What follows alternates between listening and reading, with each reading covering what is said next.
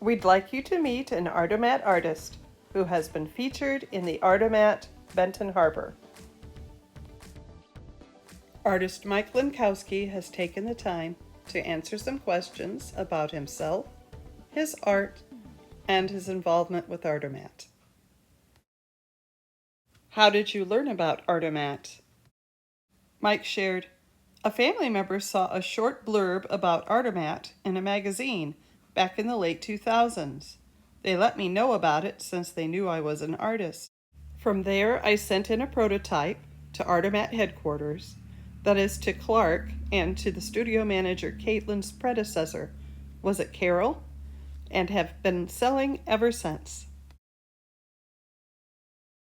How long have you been a contributing artist with Artomat? He wrote, I have been involved with Artomat since the late 2000s, either 2008 or 2009.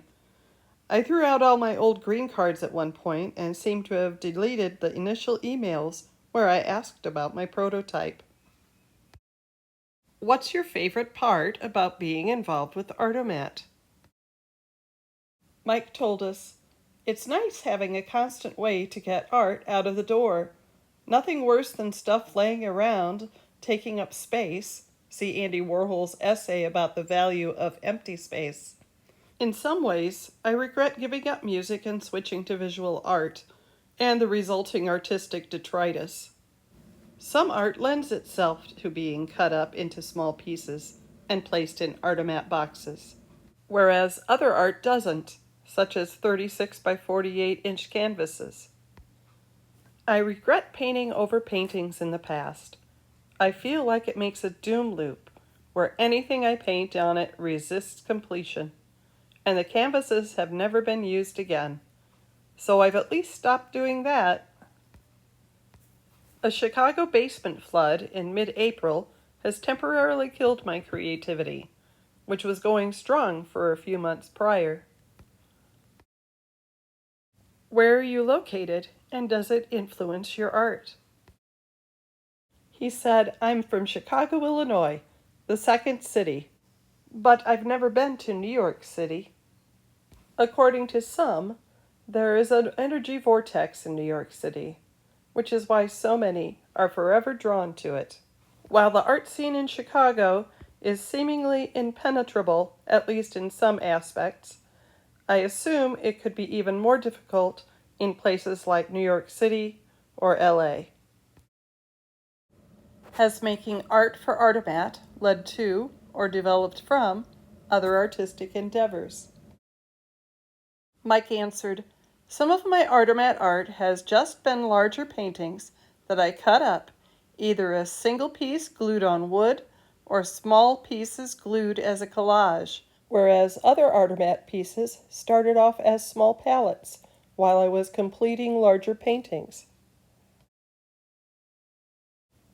Can you share your favorite Artomat moment?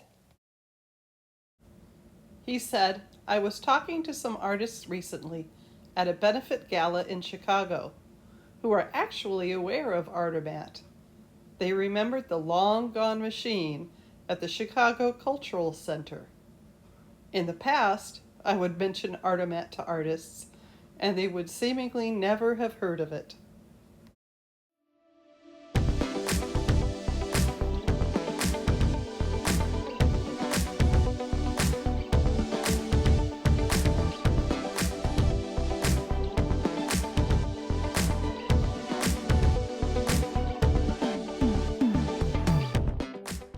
Thank you again to artist Mike Lenkowski for taking the time to answer our questions about himself, his art, and his involvement with Artomat. Look for his pieces in Artomat machines around the country and internationally. The next time you're in Southwest Michigan, stop by the Livery, check out the Artomat machine, and buy your first or your next piece of affordable, original art. If you think you might want to become a contributing artist, host a machine, or just want to know where other art can be purchased, go to artomat.org and find out all of the information.